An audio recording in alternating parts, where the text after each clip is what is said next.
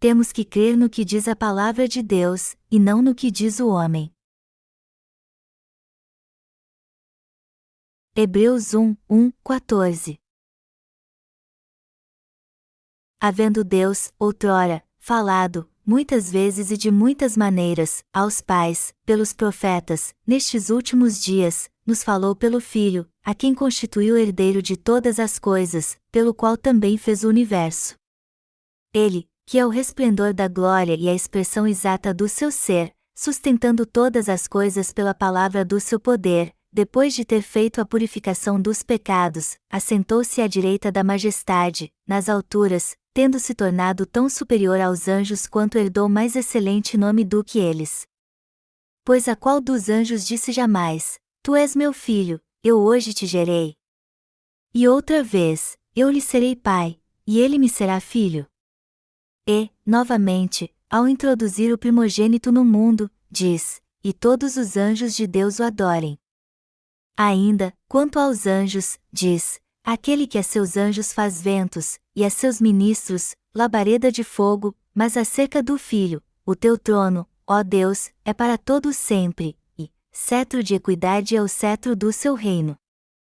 Amaste a justiça e odiaste a iniquidade, e por isso, Deus, o teu Deus, te ungiu com óleo de alegria como a nenhum dos teus companheiros.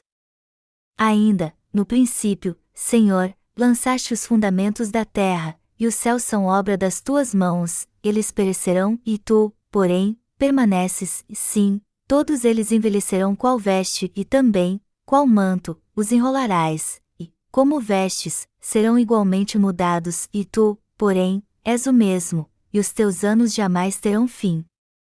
Ora, a qual dos anjos jamais disse: Assenta-te à minha direita, até que eu ponha os teus inimigos por estrado dos teus pés? Não são todos eles espíritos ministradores, enviados para serviço a favor dos que hão de herdar a salvação? O livro de Hebreus é uma epístola que foi escrita especificamente para os judeus dispersos que criam em Jesus como seu Salvador. Por isso que o título do livro é Epístola aos Hebreus. Mas por que Deus usou um servo seu para escrever esta carta para seu povo? Para mostrar a eles a grandeza de Jesus Cristo e levá-los a Ele, já que os judeus em geral adoravam os anjos. Deus enviou esta carta aos hebreus porque eles em particular buscavam sinais e maravilhas. Eles criam que Jeová era o Deus que dividiu o Mar Vermelho, enviou o maná do céu quando seu povo cruzava o deserto, e quando Moisés usou seu cajado para tirar água da rocha. Cada grupo de pessoas deste mundo tem uma maneira peculiar de crer. Por exemplo, as pessoas do Ocidente buscam o conhecimento científico para provar alguma tese. Mas se o povo do Ocidente crê assim, o que há de tão especial na forma em que as pessoas do Oriente creem? Orientais se apegam muito à virtude humana e à superstição. Por isso que os judeus em particular buscam tantos sinais e maravilhas. Assim como o apóstolo Paulo escreveu aos judeus dispersos, o autor de Hebreus trata da questão de Jesus ter mais autoridade ou não do que os anjos e se ele está acima deles. Ele teve que escrever esta carta para mostrar a superioridade de Jesus Cristo e levá-los a ele, pois os judeus só se interessavam por anjos. Do mesmo modo, precisamos entender que as pessoas de todas as nações buscam coisas diferentes. Deus falou muitas vezes e de várias maneiras. Na introdução do livro de Hebreus, o servo de Deus que o escreveu fala sobre este Deus que falou muitas vezes e de várias maneiras no passado através dos profetas. Ele diz que nos últimos dias Deus falou através do seu Filho, a quem constituiu herdeiro de todas as coisas, pelo qual também fez o universo. Este servo de Deus escreveu aos judeus que criam em Jesus Cristo e disse que Deus falou muitas vezes e de várias maneiras aos seus ancestrais através dos profetas do Antigo Testamento. Mas ele foi bem claro ao dizer que nestes últimos dias, os dias do Novo Testamento, Deus tem falado através do seu Filho. Deus usou profetas escolhidos por ele para falar aos judeus nos dias do Antigo Testamento. E ele fez muitos sinais e maravilhas através da sua palavra na boca destes profetas.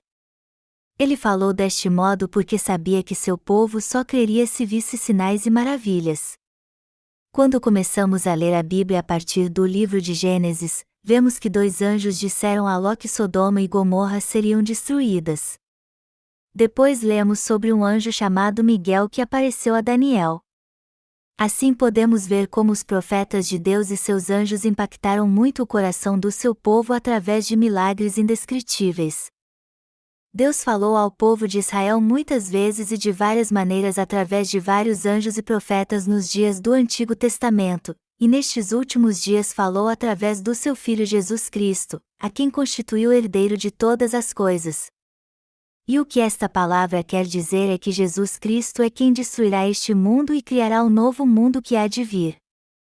As Escrituras dizem que uma vez o universo foi criado por Jesus Cristo, o Filho unigênito de Deus, e que seu reino será reconstruído novamente e existirá para sempre. Por isso que está escrito que o Filho de Deus é o resplendor da glória e a expressão exata do seu ser. Quem é o Jesus Cristo para nós?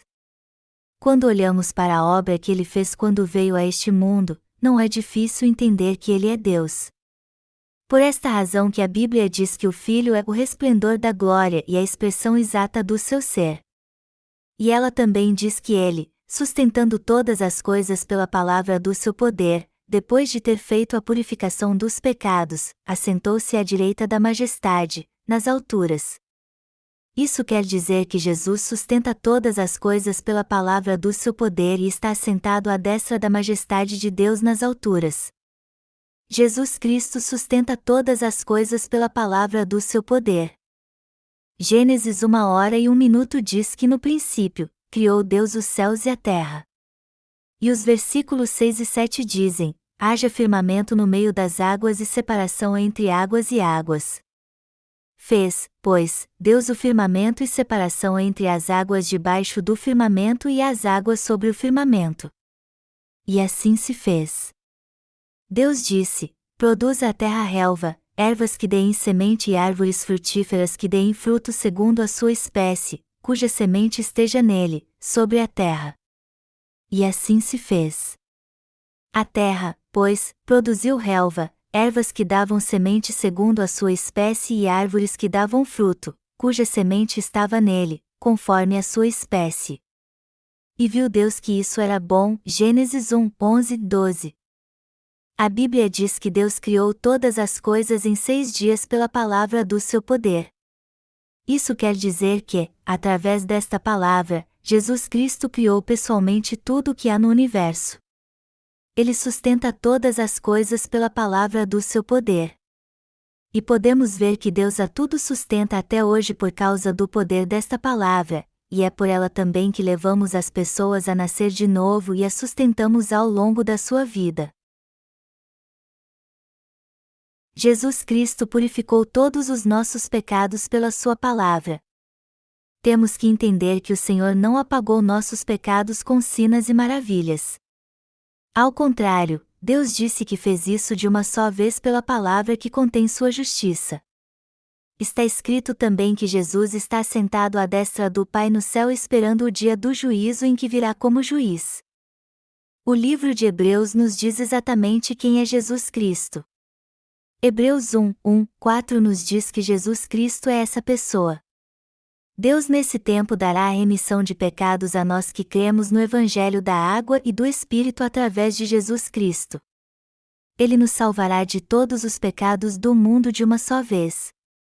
E o novo mundo virá através de Jesus Cristo no futuro. Portanto, não apenas este mundo, mas o novo mundo que virá no futuro, virá através de Jesus Cristo. O que precisamos entender aqui é que o Senhor não apenas sustenta todas as coisas pela sua palavra, mas também trará um novo mundo para recebermos a purificação dos nossos pecados por meio dela. Está escrito que Jesus Cristo veio para apagar nossos pecados e está sentado à destra da majestade nas alturas, e que ele virá novamente como o Senhor da segunda vinda para que estejamos com ele em seu reino. Temos que estudar mais para entendermos a nobreza de Jesus Cristo. Há uma passagem que o compara com os anjos. Hebreus 1h05 diz assim, pois a qual dos anjos disse jamais, Tu és meu filho, eu hoje te gerei. E outra vez, eu lhe serei pai, e ele me será filho. Vamos ver Salmos 2 para entendermos bem este texto. Nós não temos dúvida em reconhecer que esta palavra é verdadeira, mas os testemunhas de Jeová e outros hereges que há nesta terra não a entendem e dizem: o texto não diz que Deus criou Jesus junto com muitos anjos? Mas quando lemos atentamente a passagem, é isso mesmo o que Deus quer dizer? Não, é justamente o contrário. Vamos ler Salmos 2 horas e 7 minutos juntos agora. Está escrito claramente: proclamarei o decreto do Senhor, ele me disse: tu és meu filho, eu, hoje, te gere. Meu filho aqui se refere ao Senhor, não é?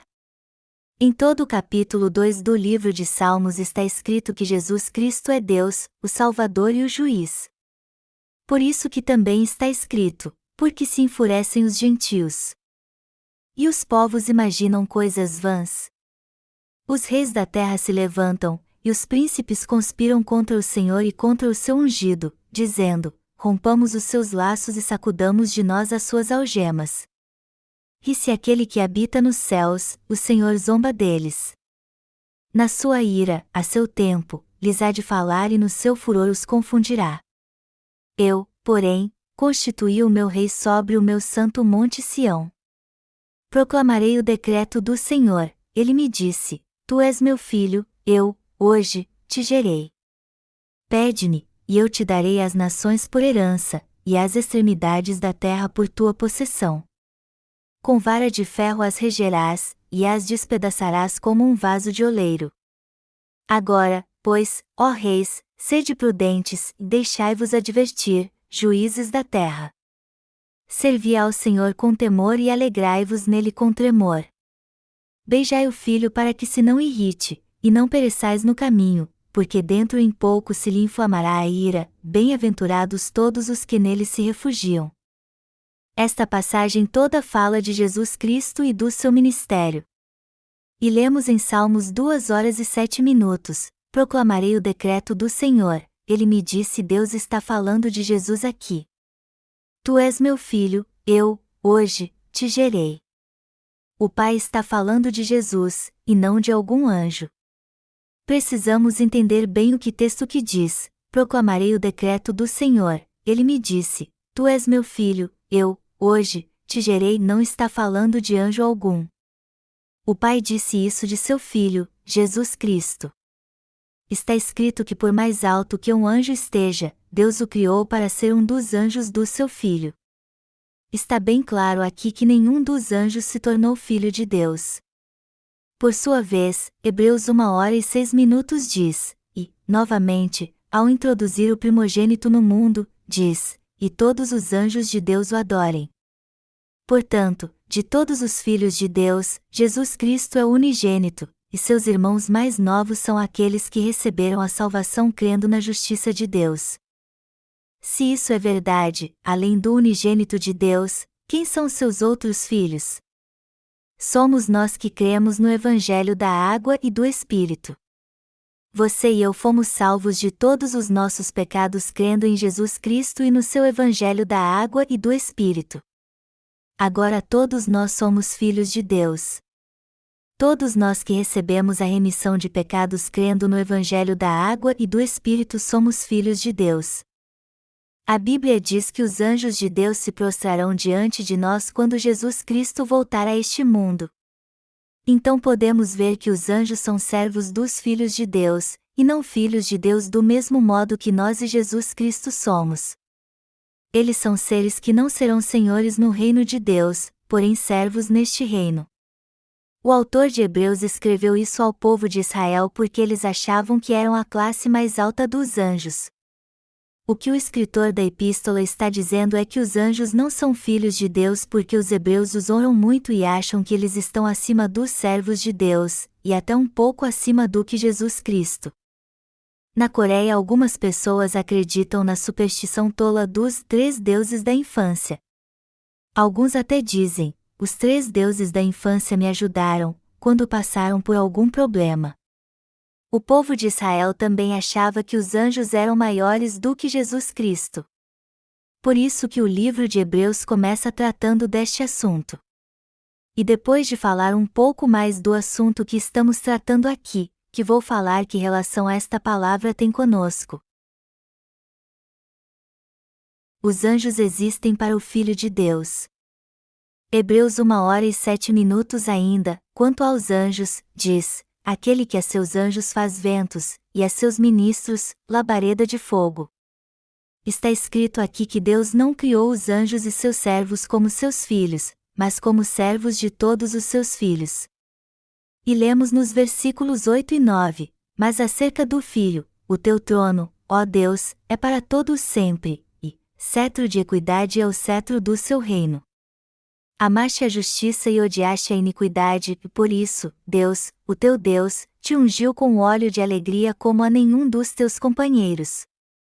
Deus está falando aqui de Jesus Cristo e do povo que recebeu a remissão de pecados crendo nele, que os ungiu com óleo de alegria, os acendeu como uma brasa viva e fez com que eles recebessem grandes bênçãos, pois amaram a justiça e odiaram a iniquidade. Assim é Jesus. Ele ama a justiça e as suas obras, e odeia a injustiça e a iniquidade. Jesus veio a este mundo e ofereceu seu corpo para ser batizado por João Batista e o entregou na cruz a fim de nos salvar dos nossos pecados e da destruição. Se não se preocupasse com a nossa salvação e só pensasse em si mesmo ao invés de nos amar, ele não teria realizado as obras da justiça e teríamos ido para o inferno. Se ele não fizesse isso, iríamos para o inferno. Se Jesus tivesse se preocupado somente com seu bem-estar, ele não teria levado sobre si nossos pecados e muito menos morrido na cruz. No entanto, o Senhor sacrificou tudo porque amou a justiça e odiou a iniquidade.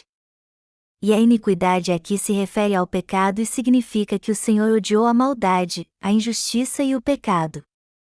Jesus sacrificou tudo para nos salvar através da obra que realizou. Por isso que Deus se alegrou dele e fez com que todos os anjos que eram submissos a ele se submetessem ao seu Filho também. Foi assim que Deus se alegrou em seu Filho. Vamos ler agora Hebreus 1:10-12 ainda. No princípio, Senhor, lançaste os fundamentos da terra, e os céus são obra das tuas mãos, eles perecerão, e tu, porém, permaneces, sim, todos eles envelhecerão qual veste, e também, qual manto, os enrolarás, e, como vestes, serão igualmente mudados, e tu, porém, és o mesmo, e os teus anos jamais terão fim. E os versículos 13 e 14 dizem, ora, a qual dos anjos jamais disse, assenta-te à minha direita, até que eu ponha os teus inimigos por estrado dos teus pés, não são todos eles espíritos ministradores, enviados para serviço a favor dos que hão de herdar a salvação? É isso que está escrito em Hebreus 1:10-14.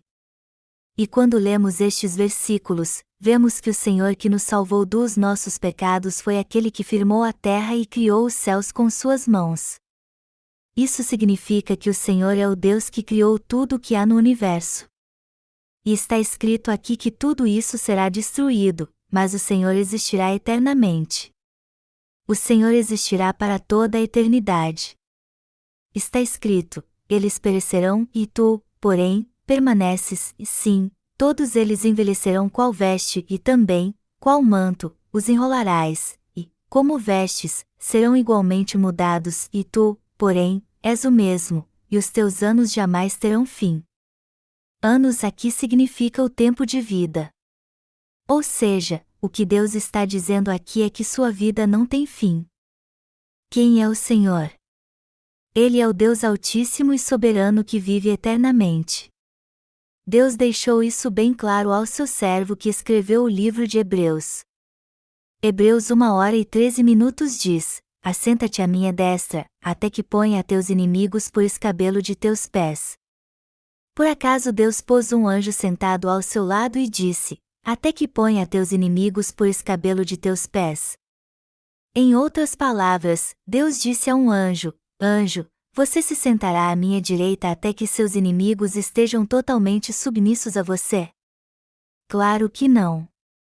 Tais palavras foram ditas a Jesus Cristo, o Filho de Deus que veio a este mundo, levou sobre si nossos pecados ao ser batizado, entregou seu corpo para ser sacrificado e foi pregado na cruz, foi condenado e derramou seu sangue, e nos salvou ao ressuscitar dos mortos.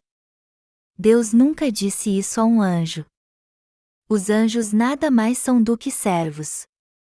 Sua grandeza não pode ser comparada com a de Deus e eles também não são altíssimos e soberanos como seu Filho Jesus Cristo. Vocês entendem o que estou dizendo, não é? Será mais fácil de entender se eu contar a história do lenhador que vocês conhecem muito bem. Na história, temos o grande imperador Jade. No confucionismo e nas outras religiões ocidentais, o grande imperador Jade é o próprio Deus. Ele tinha muitas filhas, e uma delas queria conhecer o mundo. O imperador, seu pai, a proibiu de fazer isso, mas ela não obedeceu e foi assim mesmo. A história diz que ela veio ao mundo como um ser humano mas voltou para o céu depois de ter sido enganada por um lenhador. Eu não me lembro muito bem como isso aconteceu. Estou contando as histórias mas fiquei confuso agora. Na verdade eu não me lembro dela toda. Eu sei falar muito bem da palavra de Deus, mas sempre acabo me confundindo quando conto alguma história boba como esta. Histórias como esta nos foram passadas pela tradição oral, não foram? Talvez por isso elas sejam confusas e tenham mudado tanto. Enfim, as histórias que já ouvi têm muitas versões.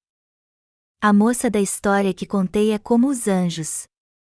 Os anjos na Coreia são todos femininos, e não masculinos. Os que vemos na Bíblia parecem com homens, embora seu gênero não seja específico. Se fossemos determinar o gênero dos anjos de guerra e dos outros anjos, eles seriam homens. Por isso que as palavras Filho de Deus aparecem muitas vezes em nossos sermões, fazendo com que algumas irmãs fiquem chateadas e digam: o quê? Está dizendo filho mesmo? Então é homem realmente? Eu não sei o gênero, mas só estou dizendo que é assim que está escrito. De modo algum estou dizendo que os homens estão acima das mulheres, até porque os homens são cheios de falhas. Em nosso país as pessoas se orgulham de ter filhos homens, mas se todos criassem suas filhas corretamente, ninguém precisaria ter inveja nem de quem teve 10 filhos homens. Mas o que acontece é que no confucionismo é preciso que haja pelo menos um filho homem na família, pois são os filhos que recebem a autoridade de um sacerdote para oficiar o culto para os ancestrais. Eles acham que a alma do morto volta depois para comer. Mas será que alguém volta mesmo depois de morto para comer? Claro que não. Mas eles acham que o morto é que comeu o alimento. Eu acho que eles estão loucos. Quando um parente morre sem ter comido nada antes de sua morte, seus parentes lhe preparam um banquete e fazem um culto a ele. Então a alma do falecido volta e come tudo, não é? E quem pode dizer o contrário, já que a alma do falecido volta e come? Qual o problema então quando as crianças se tornam adultas e fazem comida para os mortos? Mas a verdade é que se a alma do falecido voltasse mesmo, ninguém teria coragem de comer com ele. A comida servida no culto na verdade é para os vivos. É assim no confucionismo. Eles preparam um banquete e se prostram para aliviar o peso da consciência. Anjos são espíritos que servem aos servos dos justos. Temos que conhecer a verdade contida no livro de Hebreus e crer nela. Bom, já que estou pregando a palavra do Senhor, eu quero dizer algo sobre Hebreus 1h14.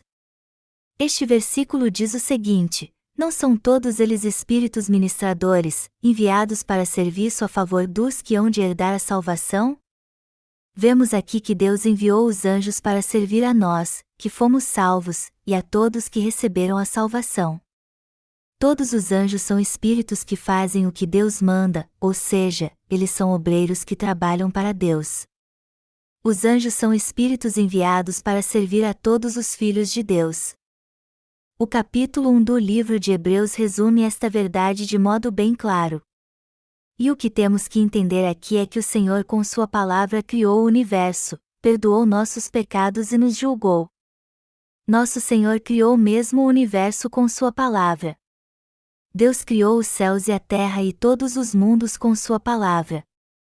Por isso que o Senhor Jesus Cristo é o Deus Todo-Poderoso. Deus é mesmo poderoso.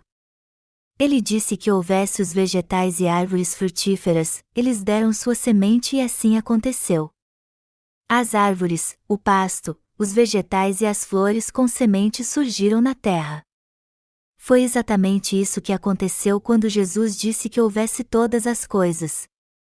Foi Deus que fez esta obra. Isso mostra como Deus é todo-poderoso. O Deus que nos salvou é todo-poderoso, pois também apagou nossos pecados com sua palavra. Por isso que a Bíblia é a palavra de Deus. E quando lemos esta palavra e a aceitamos em nosso coração, cremos nela e nos apegamos a ela, nossos pecados são remidos e nos tornamos filhos de Deus. E é assim também que nossas orações são atendidas e podemos entrar no reino dos céus. Tudo acontece quando cremos na palavra, nos apegamos a ela e oramos. Vocês estão entendendo o que eu estou dizendo? Isso tudo acontece porque esta é a palavra de Deus. E é por isso também que ela tem poder. Tudo o que há nos céus e na terra existem por causa do poder que há na palavra de Deus. Agora podemos entender por que os hebreus, ou o povo de Israel, exaltavam tanto os anjos.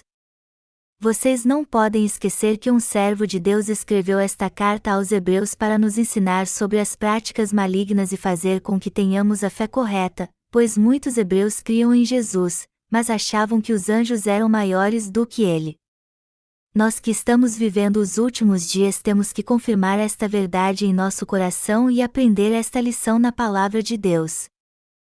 Há alguns pastores na Coreia, e com certeza em outros países, que chegam à seguinte conclusão: falar em línguas é a prova do batismo com o Espírito Santo. Dizem que podemos saber quando alguém foi batizado com o Espírito Santo quando ele fala em línguas. Portanto, quem fala em línguas recebeu o Espírito Santo, e quem não fala não o recebeu. O problema aqui é que as pessoas acreditam que isso é verdade embora não haja nada escrito sobre isso na Bíblia. Este ensinamento está totalmente errado. Os ignorantes e ingênuos acreditam nos pastores que ensinam estas coisas porque eles supostamente falam em línguas e oram para expulsar os demônios das pessoas. Muitos hoje declaram publicamente que este ensinamento está correto, mas quando comparamos o que eles dizem com a palavra de Deus, vemos que é um grande erro. É provável que eles acreditem mais na palavra de Deus do que no que diz seu pastor, mas acabam conferindo às suas palavras a mesma autoridade da Bíblia.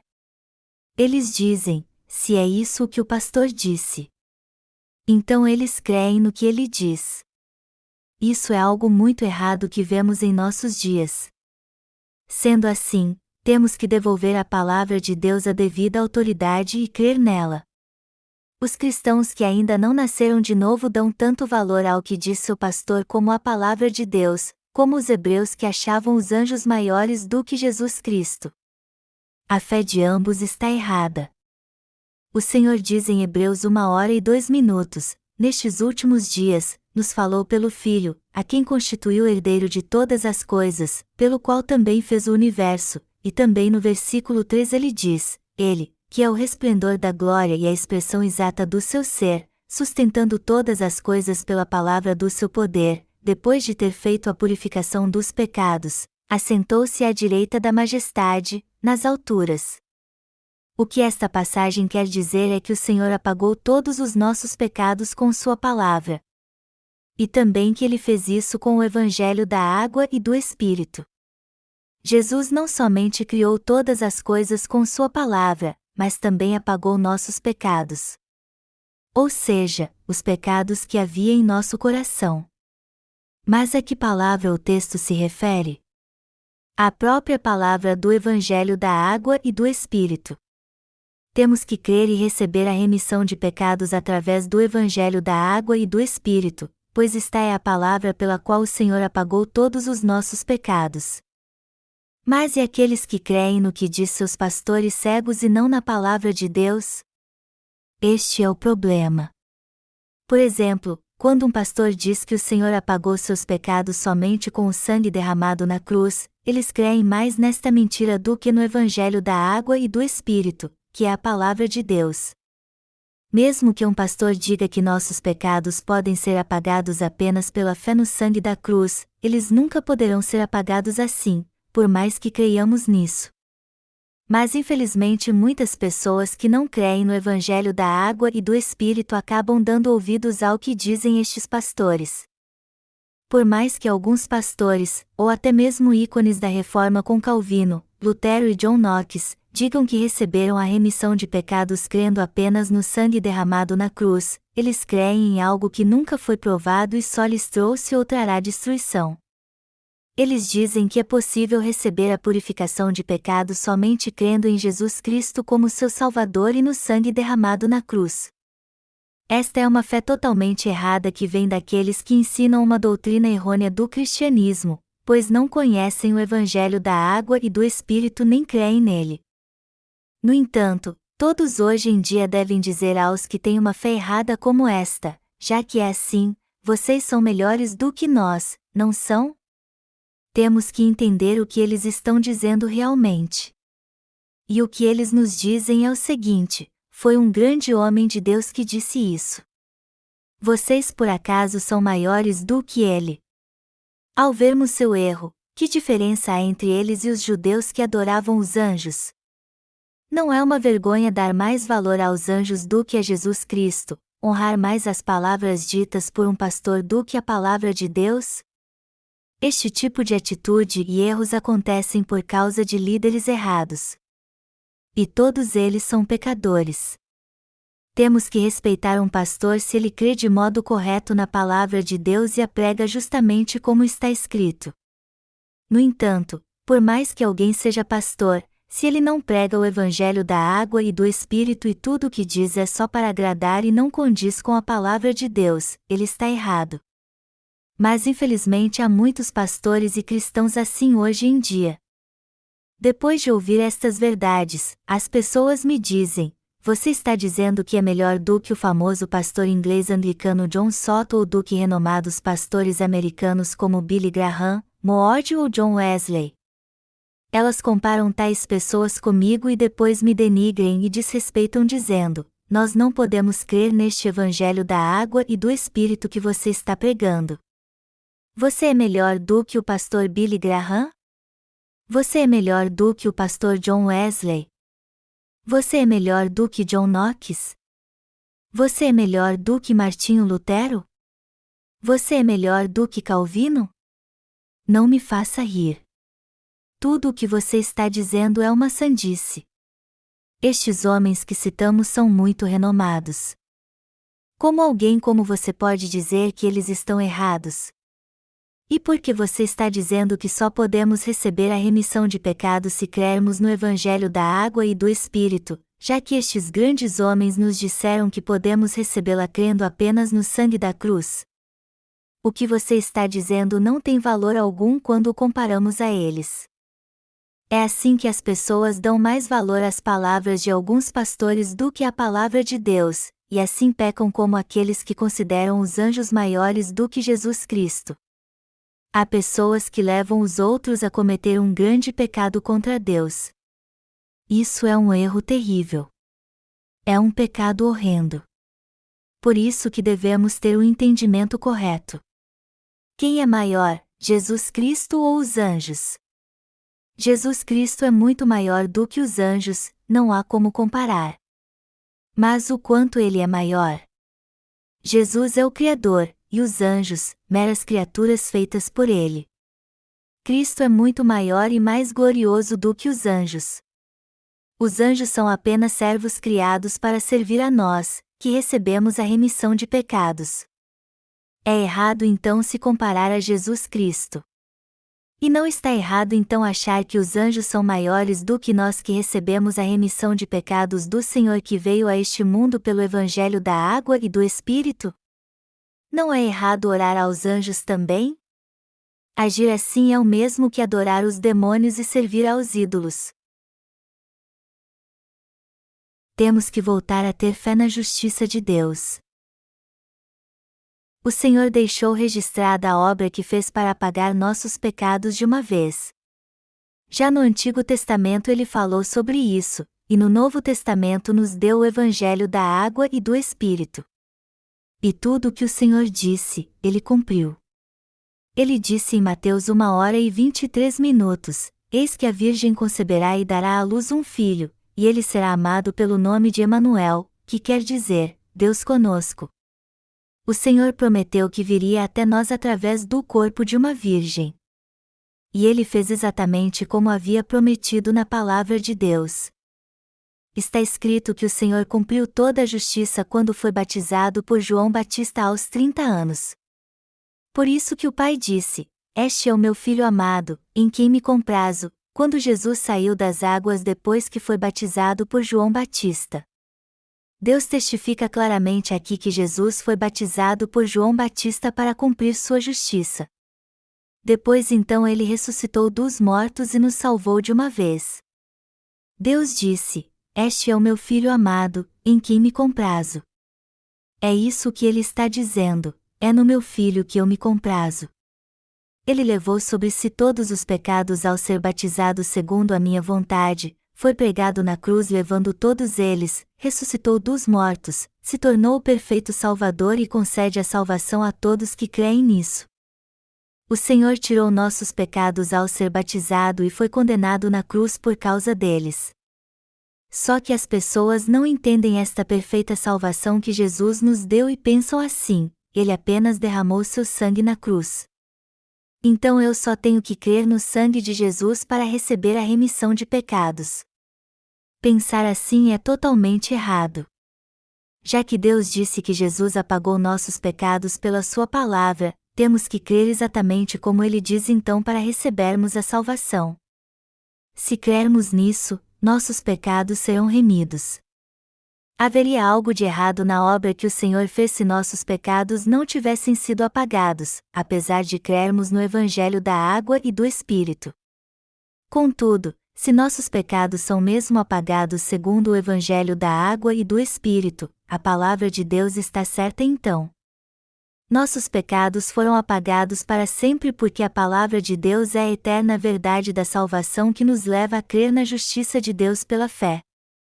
Todos os pecados do meu coração foram purificados de uma vez quando eu encontrei na palavra de Deus o Evangelho da água e do Espírito que tanto procurava. Meus pecados não foram purificados porque fiz orações de arrependimento. E também não fui perdoado de todos eles jejuando e orando muito. Eu não fui purificado dos meus pecados orando a noite inteira. Isso só aconteceu quando criei no Evangelho da água e do Espírito. Não havia nada que eu pudesse fazer para receber o dom da salvação. Já que os pecados do povo eram transferidos para os holocaustos no Antigo Testamento pela imposição de mãos, certamente Jesus, nosso Cordeiro sacrificial, levou sobre si os pecados do mundo ao ser batizado com imposição de mãos nos dias do Novo Testamento pelo último sumo sacerdote do Antigo Testamento. Do mesmo modo, os cristãos ainda precisam transferir seus pecados para Jesus pela fé pela imposição de mãos, compreendendo a justiça de Deus e crendo nela. Mas o que me deixa triste é que eles não creem nesta verdade bíblica. Enquanto buscava a verdade, eu tive este entendimento correto um dia enquanto lia Mateus 3:13-17. O Espírito Santo me trouxe à mente a cena em que Jesus procura João Batista no Rio Jordão para ser batizado por ele. E assim diz a Bíblia: mas Jesus lhe respondeu: deixa por enquanto, porque, assim, nos convém cumprir toda a justiça. Então, ele o admitiu. Batizado Jesus, saiu logo da água, e eis que se lhe abriram os céus, e viu o Espírito de Deus descendo como pomba, vindo sobre ele. E eis uma voz dos céus, que dizia: Este é o meu Filho amado, em quem me comprazo. E a frase que me chamou a atenção foi esta: deixa por enquanto, porque, assim, nos convém cumprir toda a justiça. E assim fez João. Jesus saiu logo das águas depois que foi batizado, e veja só, os céus se abriram e ele viu o Espírito de Deus como uma pomba vindo sobre ele. De repente ouviu-se uma voz do céu que disse: Este é o meu Filho amado, em quem me comprazo. Então eu entendi, pelo Espírito Santo, que Jesus cumpriu toda a justiça ao ser batizado por João. Finalmente eu entendi e disse: Ah, então é isso. Qual foi o batismo que Jesus recebeu de João? O sentido deste batismo era o mesmo que a imposição de mãos do sumo sacerdote ao transferir os pecados do povo para o holocausto no Antigo Testamento.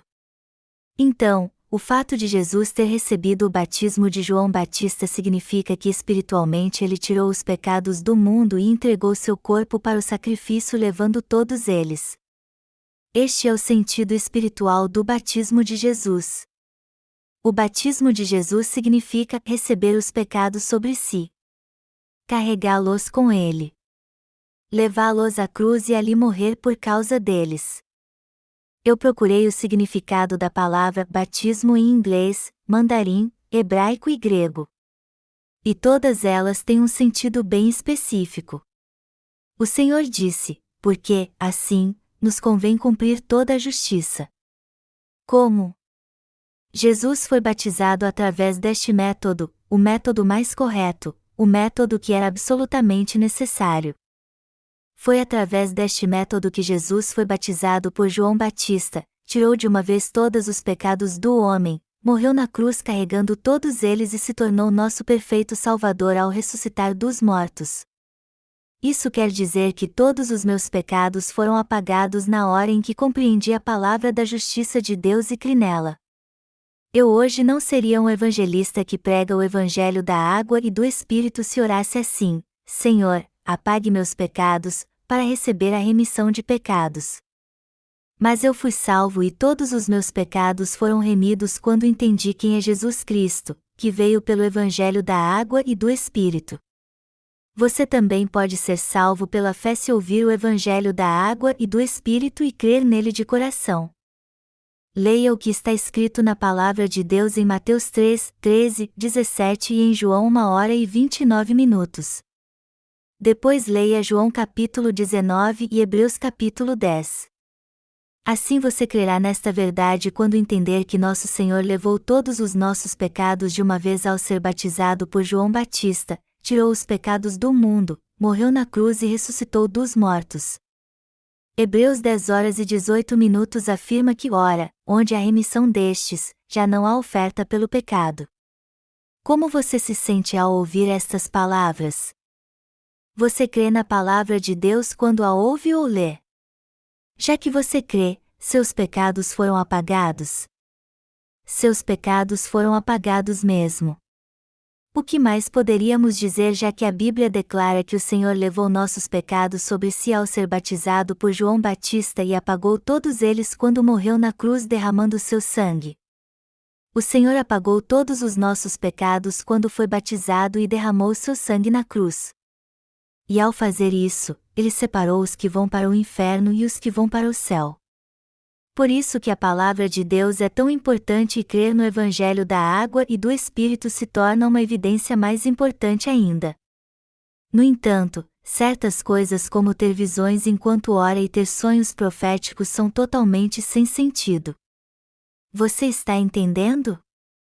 Todos os cristãos que vivem neste mundo precisam voltar a ter a fé que crê no Evangelho da água e do Espírito, que é a palavra de Deus. Se eles não voltarem para o caminho e crerem neste Evangelho segundo a palavra de Deus, a única coisa que lhes espera é a destruição. O cristianismo em todo o mundo tomou o caminho errado e rejeitam Jesus como o povo de Israel. Alguns acham que os anjos são maiores que o Senhor e acabam tendo uma fé errada. Os judeus possuem uma fé errada e traíram Jesus Cristo. Por isso que acabaram sendo destruídos. E o cristianismo atual está indo pelo mesmo caminho com sua fé errada. As pessoas estão erradas em dar crédito somente ao que diz seus pastores e rejeitam a palavra da água e do Espírito, que contém a justiça de Deus. Por isso que muitos levam uma vida de fé crendo em Jesus da maneira errada, pois fazem isso sem conhecer a justiça de Deus. Ao invés de crer no Deus verdadeiro de modo correto, eles atrapalham os que desejam conhecer o Evangelho da água e do Espírito e fazem com que eles vão para o inferno. O povo de Israel também tem que voltar para Jesus Cristo, assim como todos neste mundo. Toda a humanidade tem que voltar para o Evangelho da água e do Espírito. Temos que conhecer este Evangelho e crer nele se quisermos encontrar Deus pessoalmente, já que não podemos vê-lo com nossos olhos. Somente quando fizermos isso pela fé é que poderemos ter um encontro com o Deus vivo. Jamais teremos um encontro com o Deus da verdade se fizermos orações de arrependimento todos os dias e rejeitarmos o Evangelho da água e do Espírito. Jesus é o Deus deste mundo. O Senhor criou o universo pela sua palavra e através dela nos revela sua verdade e cumpre sua vontade. Por isso que devemos voltar para a palavra de Deus. Temos que voltar para a palavra de Deus. Temos que voltar para esta palavra que contém 66 livros no Antigo e no Novo Testamento. Não podemos ser salvos sem esta palavra e Jesus Cristo. Os 66 livros do Antigo e do Novo Testamento são suficientes para recebermos a remissão de todos os nossos pecados se crermos no Evangelho da água e do Espírito. Basta levarmos uma vida espiritual e entendermos quem Jesus Cristo é realmente. Até hoje o Senhor fala conosco na palavra de Deus, tem um encontro conosco através do Evangelho da água e do Espírito, e pela sua palavra nos faz entender qual é o verdadeiro critério de julgamento para que saibamos o que é certo e errado. E Deus perdoa nossos pecados quando cremos na sua palavra pela fé, nos torna seus filhos e nos ensina como os justos devem viver crendo nesta palavra. O Senhor faz com que saibamos o que é o céu e o inferno em sua palavra. Por isso que Deus nos diz que podemos ter nossos pecados purificados e entrar no céu se crermos no Evangelho da água e do Espírito. Você crê nisso realmente? Todos os cristãos devem voltar para a palavra de Deus nestes últimos dias. Os cristãos em todo o mundo devem voltar para a palavra de Deus. É isso o que eu quero lhe dizer. Eu quero lhe dizer isso porque as tragédias de que fala a palavra de Deus daqui a pouco tempo acontecerão. Nós que vivemos hoje em dia não podemos esquecer que recebemos a remissão de pecados e devemos viver na presença de Deus. Isso está escrito claramente na palavra de Deus. Não está escrito na Bíblia: buscai, pois, em primeiro lugar, o seu reino e a sua justiça, e todas estas coisas vos serão acrescentadas? O Senhor nos mostra em sua palavra o caminho da justiça e o ilumina bem para seguirmos por ele. Não devemos dizer: ah, Senhor, eu sei que tua palavra diz que devemos buscar, pois, em primeiro lugar, o seu reino e a sua justiça, e todas estas coisas vos serão acrescentadas, mas eu não consigo ver como tu estás me guiando. Mas como você não sabe como viver, já que o Senhor nos ensina isso? Tudo ficará bem quando voltarmos para a palavra de Deus e vivermos pela fé, já que Deus sempre nos ensina o caminho, como está escrito em sua palavra. No período da Reforma, os puritanos começaram um movimento para voltar à palavra de Deus, seguir seus passos e fazer apenas sua vontade. Mas infelizmente hoje muitos cristãos se afastaram da palavra de Deus e vivem como crentes carnais, não como cristãos espirituais. Os cristãos hoje se tornaram crentes materialistas e dizem sempre: vocês serão abençoados se forem fiéis nos seus dízimos. E falar em línguas é a prova de que vocês foram cheios do Espírito Santo. Quanto eles se afastaram da palavra de Deus. A maioria deles diz: você nasce de novo apenas crendo no sangue da cruz. Eles proclamam um tipo de fé supersticiosa na qual a pessoa é salva somente se concordar com aquela igreja, e crer no sangue da cruz, embora desconheçam a verdade de nascer de novo crendo no Evangelho da água e do Espírito. Como estas pessoas estão afastadas da justiça de Deus. Sua vida em si está longe da palavra de Deus. Todos são cristãos mundanos e materialistas porque se afastaram de Deus. e também se afastaram tanto da sua palavra que não conseguem ver mais que tudo está errado. Então é nosso dever agora ensinar caminho da verdade aos cristãos que possuem uma fé errada, evangelizando-os com o evangelho da água e do Espírito.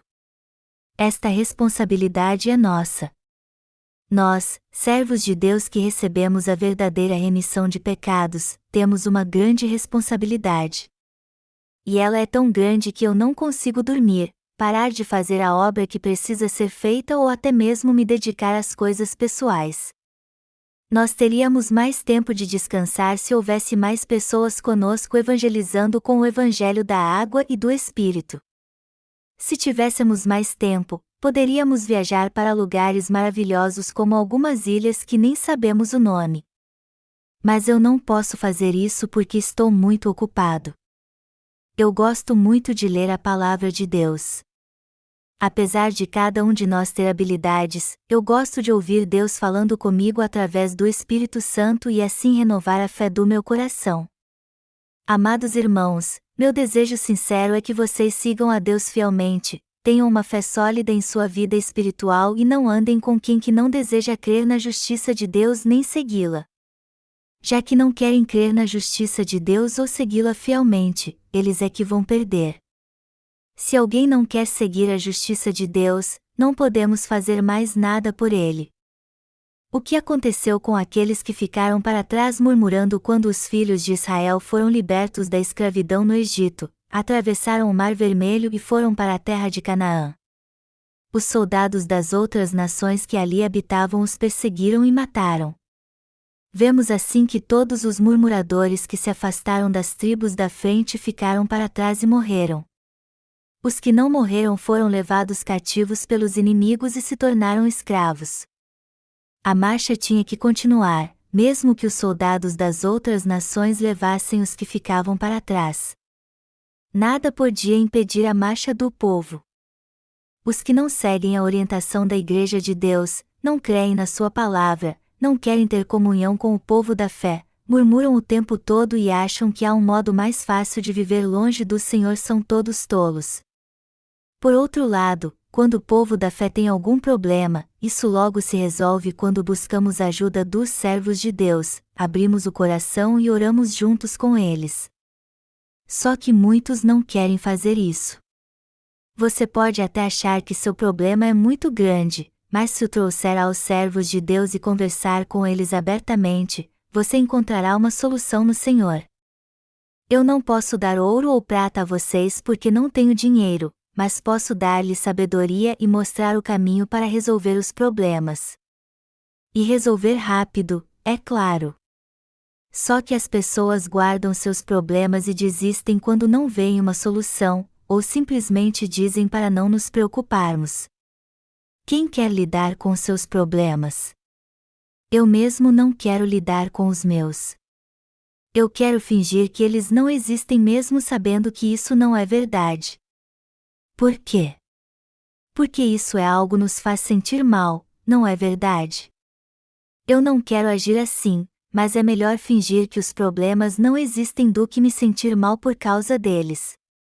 Mas se alguém se sente mal por causa de um problema, ele deveria contá-lo a um servo de Deus para que ele possa lhe ajudar a resolvê-lo.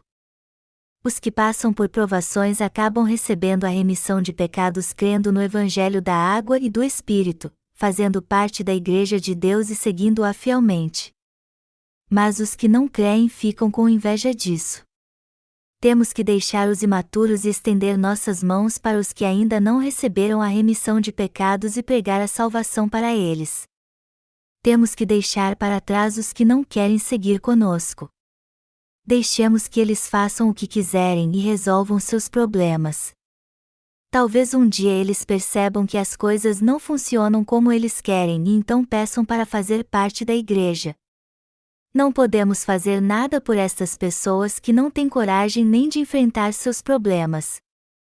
Elas acham que é seu destino viver assim e que um dia estarão diante do Senhor Todo-Poderoso. No tempo certo o Senhor as julgará segundo seus atos e lhes dará a punição devida. Eu nem gosto de falar sobre isso porque já tratei deste assunto mais de 1000 vezes. e as pessoas ficam cansadas de ouvir coisas que não gostam, por mais que seja bom para elas. Depois que fazemos tudo para ajudar, o melhor é deixar para lá.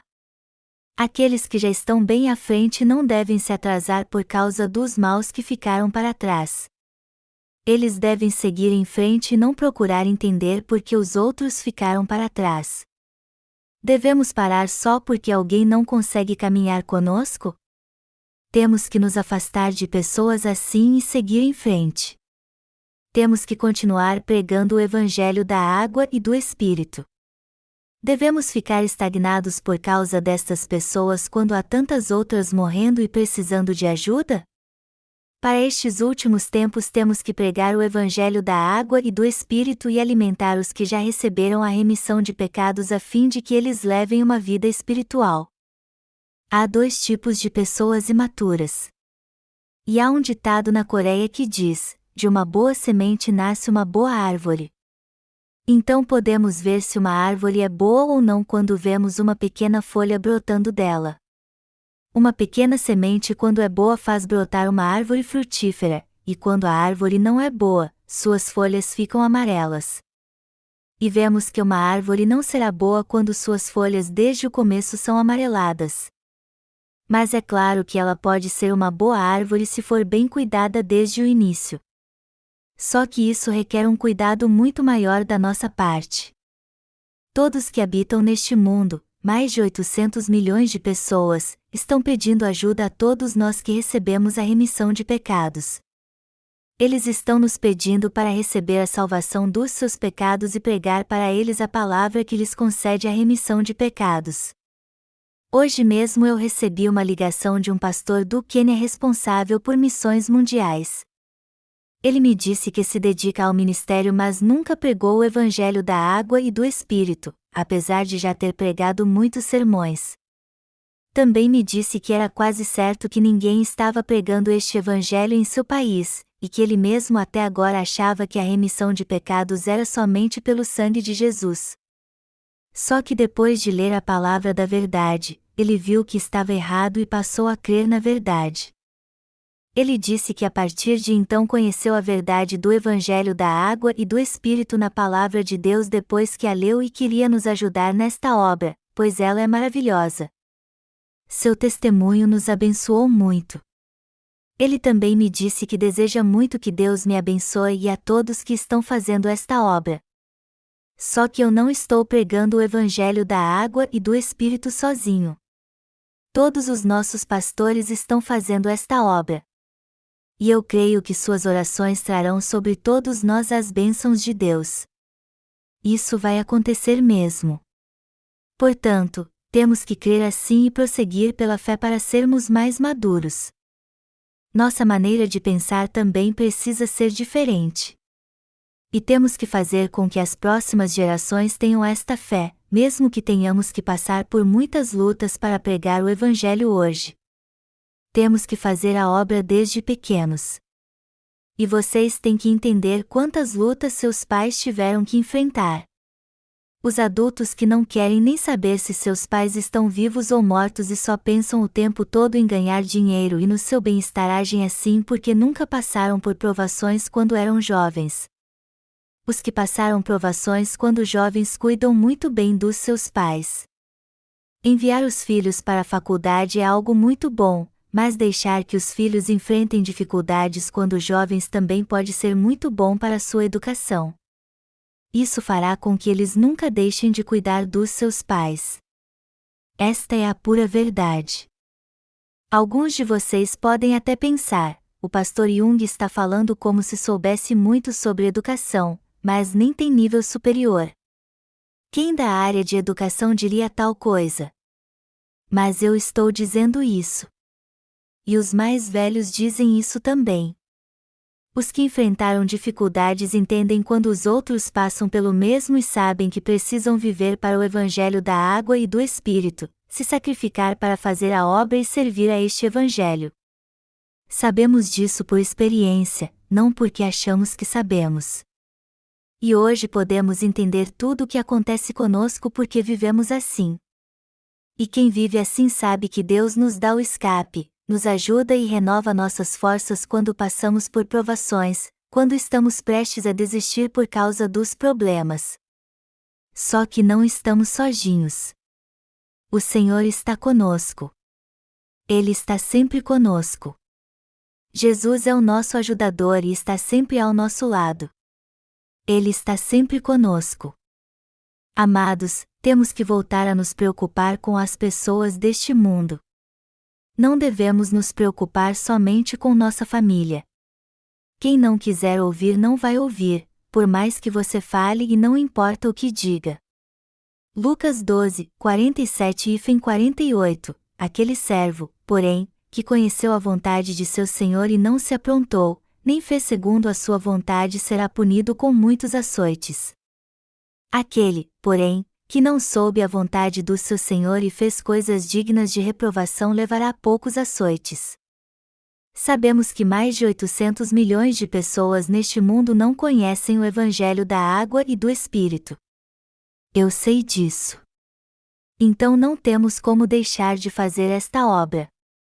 Eu percebi isso a partir do momento que criei no Evangelho da Água e do Espírito. Quando criei na Palavra de Deus e vi como estava o cristianismo em todo o mundo, eu percebi que os 2000 anos da cristandade não valeram de nada. Então eu clamei: o que devo fazer, Senhor? O que posso fazer a respeito? O que posso fazer se John Knox, Martinho Lutero e Calvino não conheciam o Evangelho da Água e do Espírito que só os apóstolos e os que aprenderam com eles conheciam? O que posso fazer se houve uma reforma religiosa depois disso, mas ninguém conheceu o Evangelho da Água e do Espírito? O que posso fazer se os reformadores que trouxeram os cristãos de volta para a Palavra de Deus e estabeleceram o cristianismo não conheciam o Evangelho da Água e do Espírito? Não podemos deixar então de pregar o Evangelho da Água e do Espírito a todos agora. Temos que fazer esta obra mesmo que tenhamos que morrer. Por quê? Porque somos os únicos que compreendem a verdade do Evangelho da Água e do Espírito. É por isso que estamos pregando o Evangelho em todo o mundo através do nosso ministério de literatura da nossa missão. Dizem que dos 45 milhões de habitantes que há na Coreia, 12 milhões creem em Jesus. Mas veja o mundo. Há mais de 6,5 milhões de habitantes neste mundo, e a maioria deles não crê na justiça de Deus. Muitos não conhecem o Evangelho da Água e do Espírito, embora creiam em Deus. Os sul-coreanos não são os únicos que vivem neste mundo. Nossa família também não é a única. Todos neste mundo são ovelhas perdidas. Portanto, temos que pregar o verdadeiro Evangelho da Água e do Espírito para eles. O número daqueles que receberam a remissão de pecados crendo no Evangelho da Água e do Espírito está aumentando consideravelmente. Este é o tempo da grande colheita. Meu desejo então é que apenas confiemos nossos problemas e anseios ao Senhor e preguemos o Evangelho da Água e do Espírito.